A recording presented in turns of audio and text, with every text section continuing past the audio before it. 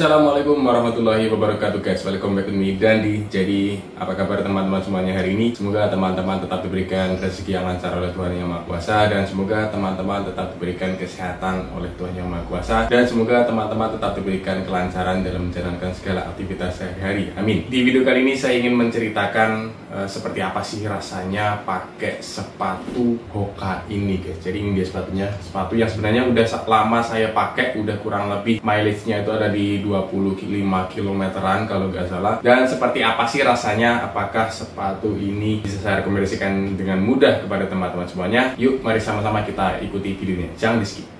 Jadi inilah dia sepatunya, Hoka Mach X2. Sepatu ini adalah sepatu yang diplot oleh Hoka sebagai super trainer, yang menurut saya super trainer ini sudah lebih dari cukup untuk menggantikan peran super shoes. Itu versi saya ya. Jadi pendapat saya tidak murni harus diikuti oleh semua orang, tapi menurut saya ketika saya pakai super shoes itu kayaknya terlalu OP sih buat saya yang masih newbie seperti ini. Dan kalau buat newbie harusnya ya super trainer aja, nggak usah sok-sokan pakai super shoes kalau pace-nya masih keong. Ya sayangnya aja duit kalian, sayangnya aja lutut dan kaki kalian jika tidak mau ada masalah di kedepannya. Jadi saya akan ceritakan experience saya seperti apa rasanya ketika pakai Hoka Mach X2 ini pertama kali. Jadi kita mulai dulu dari uppernya kali ya. Seperti apa sih rasanya uppernya, kemudian yang lain-lain seperti biasa. Kalau uppernya sendiri menurut saya ini upper yang sangat enak, yang sangat ngikat banget di kaki ya. Racing fit lah ya kalau bisa saya bilang ya. Meskipun belum pernah juga sih nyobain sepatu racing itu seperti apa, tapi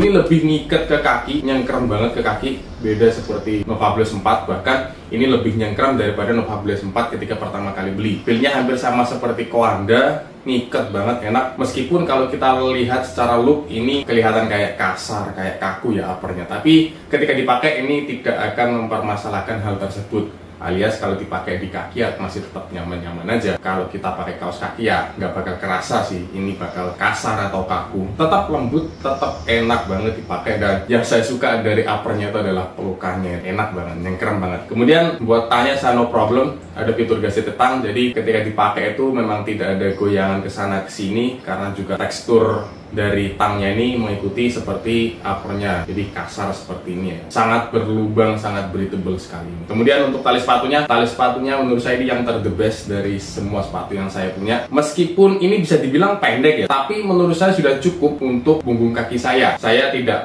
pernah pakai runners knot selama ini, dan mungkin kalau saya pakai runners knot pun feel-nya atau mungkin hasilnya nanti akan lebih pendek, malah nggak cukup, bisa-bisa gini aja udah cukup tanpa runners knot, dan tidak ada pengalaman lepas selama 25 kilo pemakaian. Kalau kita lihat dari strukturnya, struktur talinya ini wah the best sih, ini paling the best. Ini double layer, tapi double layer yang mantep menurut saya. Konstruksinya enak banget dan nambah sensasi cengkeraman itu lebih the best lain. Terus untuk heel counternya, meskipun ini tidak ada padding yang begitu cukup atau begitu serius dari Hoka, tapi tidak pernah terjadi heel slip. Kemudian padding di sini juga tidak menyebabkan blister, karena ini pertama kali waktu di video first impression itu karena paddingnya ini nggak nyambung, kayak saya mikir kayak ini bakal jadi blister di sini, dan ternyata di pemakaian selama 25 km itu nggak pernah sekalipun terjadi blister, dan alhamdulillah. Karena saya cukup ragu sekali di video first impression itu, tapi aman, tidak heel slip, tidak menyebabkan blister, dan ya supportnya enak sih. Kemudian kita ke bagian yang menurut saya paling OP di sepatu ini, yaitu di bagian midsole. Ini adalah kombinasi midsole antara EVA dan PB. Kemudian ada PB plate. Ada platnya di tengah, bukan plat karbon tapi plat nilon dari bahan PB. Dan inilah yang akan jadi cerita panjang ada di bagian midsole. Jadi buat teman-teman aja yang belum pernah pakai sepatu berplat, atau mungkin buat teman-teman yang baru mau lari dan pengen nyobain sepatu yang berplat, mending jangan ya, karena sepatu ini keras banget. Saya baru pertama kali nyoba di 0 km pertama sampai 1 km itu saya, wah ini keras banget coy, ini keras banget midsolenya. Dan saya tahu, dan saya menyadari juga mungkin gara-gara efek dari PB plate-nya yang keras, membantu keras gitu loh. Ya saya kan sebelumnya belum pernah sama sekali nyobain sepatu berplat, baru kali ini, dan rasanya itu keras, tidak enak, dan insole-nya juga kayak ada yang ganjel ya. Tapi Itu berlaku di kilometer pertama saja. Di kilometer selanjutnya feel kerasnya itu sudah tidak terasa lagi ya di kaki saya. Dan OP-nya sepatu ini memang kita butuh waktu break in untuk menyesuaikan kaki kita dengan sepatunya. Kalau buat saya breaknya 1 km, entah buat teman-teman yang lain itu butuh waktu berapa lama, karena setiap orang itu punya waktu break in-nya masing-masing. Dan barulah di 1 km ke atas itu feel-nya ketemu guys. Jadi satu kata untuk midsole-nya, liar banget. Ini midsole liar. Kenapa liar? Karena ini midsole yang tidak bisa dengan mudah dikendalikan oleh siapapun, termasuk saya. Kenapa tidak mudah dikendalikan? Karena ketika pertama kali lari, saya nggak bisa pelan pakai sepatu ini. Saya pengennya itu waktu pertama kali lari pengen break in dengan pace santai, pace 7, pace 8. Tapi realitanya ketika saya pertama kali lari, saya stabil di pace 5. Saya stabil di pace 5 itu memang benar ada di sekitar kilometer awal, ya beberapa ratus meter, kemudian di 1 kilo itu saya stabil di pace 5. Belum pernah kayaknya saya stabil di satu pace. Itu biasanya pace 7 turun ke 8 kemudian naik lagi 7, gitulah ya, mantul-mantul gitu. Tapi kalau di sini pertama kali lari itu ada di pace 5 stabil 0 km sampai 1 km. Dan anehnya lagi itu adalah saya nggak bisa pelan pakai sepatu ini. Saya sudah beberapa kali nyoba pelan, pengen nurunin di pace 7 atau di pace 8 itu nggak bisa. Ini bukan saya lebih-lebihkan ya, saya tidak dibayar oleh Hoka untuk buat kata-kata seperti ini, tapi memang feel-nya seperti itu. Saya nggak heran sih ya, karena mungkin pertama kali juga saya pakai pakai sepatu berplat, dan pertama kali saya pakai midsole dari PB, dan saya menyadari bahwa ternyata energi return-nya itu sangat gede di sepatu ini, terlalu OP buat saya yang pemula. Dan sepatu ini paling enak memang untuk kecepatan atau untuk lari cepat, apalagi buat langkah kaki yang lebih panjang di sekitar 170 cm per langkah. Semakin tinggi semakin enak, semakin cepat semakin enak. Pernah juga saya buat beberapa hari yang lalu, itu saya coba buat slow pace. Enak juga, masih enak, tapi ya gitulah. Kalau kita buat slow pace akan kayak gimana ya, efek kerasnya itu akan semakin berasa. Mungkin memang seyogianya sepatu ini dibuat kencang agar kita tidak terlalu merasakan keras dari platnya, karena kombinasi midsole PB dan plat PB itu sangat memang enak banget buat kebut-kebutan. Sepatu ini nggak bisa buat slow, dan itu yang menyebabkan ketika saya pakai pertama kali sepatu ini, biasanya saya itu capek, sudah mulai ngerasa capek itu ada di kilometer 4 km itu saya udah mulai capek. Tapi ketika pakai sepatu ini di kilometer 2,5 saya udah capek, bahkan di kilometer 3 itu saya sudah side stitch.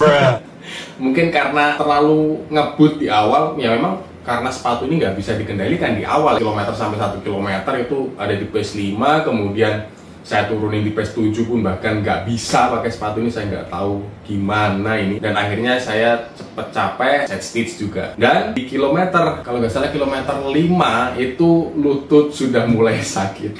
Jadi sepatu ini kalau kita nggak bisa mengendalikan ya memang efeknya banyak banget ya, kayak cepet capek, side stitch, dan lutut kiri sakit. Sebenarnya kalau saya pakai Nova Blast 4 itu biasanya ada di kilometer 6 ke atas itu baru lutut itu sudah mulai sakit. Jarang sih, kalau kadang-kadang aja. Tapi buat ini karena ngegas mulai awal dan akhirnya cepet capek dan cepet sakit sih lutut. Tapi itu nggak masalah. Saya menyadari bahwasannya sepatu ini memang sangat membantu sekali untuk kecepatan. Memang sepatu ini didesain oleh Hoka itu untuk super trainer, untuk melakukan hal-hal yang tidak bisa dilakukan oleh sepatu daily trainer biasa. Dan paling enak memang sepatu ini untuk kecepatan, untuk speed, untuk interval cocok, apalagi untuk race day harusnya sangat cocok sekali. Buat tempo, easy run oke lah ya. Kalau easy run itu aja sih. Masalah grip saya tidak ada problem di gripnya. Yang penting poinnya adalah midsole-nya sangat mengakomodir kecepatan lari saya. Jadi buat teman-teman aja, apa sih yang perlu dipertimbangkan sebelum beli Mach X2 ini? Karena Mach X3 itu masih panjang. Kemungkinan Hoka Mach X3 itu ada di bulan September atau bulan Desember kalau nggak salah. Ada kesempatan lagi buat beli. Hal yang perlu diperhatikan adalah sepatu ini tidak cocok buat teman-teman yang baru mau mulai lari. Buat saya yang udah kurang lebih 2 tahun lari pun pakai sepatu ini kayak masih perlu waktu break in yang cukup lama, bahkan lebih dari 1 bulan harusnya. Ya baru kemarin-kemarin aja sih di 5 km terakhir itu lutut nggak sakit pakai ini. Buat teman-teman yang baru mulai lari, ini akan sangat sangat tidak cocok, apalagi ketika teman-teman baru pertama kali lari sudah memakai sepatu yang berplat. Meskipun ini plat PB atau plat plastik, itu tidak menghilangkan efek sampingnya, karena efek samping penggunaan sepatu berplat karbon itu akan sangat berbahaya bagi kaki kalau digunakan sehari-hari. Dan plat PB itu sama saja tidak menghilangkan resikonya kalau dipakai sehari-hari, tapi lebih baik atau lebih aman pakai plat PB digunakan untuk sehari-hari daripada pakai plat karbon digunakan untuk sehari-hari. Pasti tetap ada resikonya, dan masih belum ada jurnal yang menyatakan bahwasanya plat plastik itu lebih aman atau bahkan menghilangkan resiko ketika dipakai sehari-hari. Kemudian yang perlu diperhatikan selanjutnya adalah sepatu ini paling enak kalau buat teman-teman yang udah punya langkah larinya itu sudah di angka 170 meter, jadi semakin panjang itu semakin enak. Dan buat teman-teman yang sudah speednya udah dapat, pace-nya udah dapat, paling cocok pakai sepatu ini. Jadi buat teman-teman yang masih pace keong, saya rasa Easy Run, kayaknya Easy Run itu kurang cocok ya, karena terlalu keras saja plate dan midsole-nya agak tidak nyaman, tapi masih enak, masih kerasa empuk. Tapi pokoknya ada plate-nya nih buat bikin sedikit lebih keras lah ya kalau buat Easy Run. Kalau buat kencang oke lah ya, kalau buat kencang no problem, sangat mengakomodir sekali. Kemudian yang perlu diperhatikan adalah ya harganya sih ya. Ini harganya sudah setara, ya nambah dikit sudah dapat super shoes, tapi menurut saya ini aja udah cukup. Mungkin juga saya nggak perlu beli super shoes karena ya sayang banget kalau misalkan beli super shoes tapi kita ikut event jarang-jarang ya kan. Oke, mungkin itu ya feel yang saya rasakan. Jadi sepatu ini enak banget. Apakah sepatu ini bakal bertahan enaknya sampai 100 km? Jadi buat teman-teman aja jangan lupa like, comment, dan subscribe channel ini biar teman-teman tahu ketika saya upload video after 100 km atau after berapa kilometer, nanti akan saya buat update-nya bagaimana rasanya sepatu ini, apakah ada perubahan kemudian hari. Dan disclaimer juga di terakhir sebelum kita tutup, disclaimer tidak ada sepatu yang sempurna, semua tergantung skenario pemakaian Anda. Oke, thank you for watching, jangan lupa like, comment, dan subscribe. Sini nanti out. Thank you in the next video. Next one kita akan cobain sepatu ini.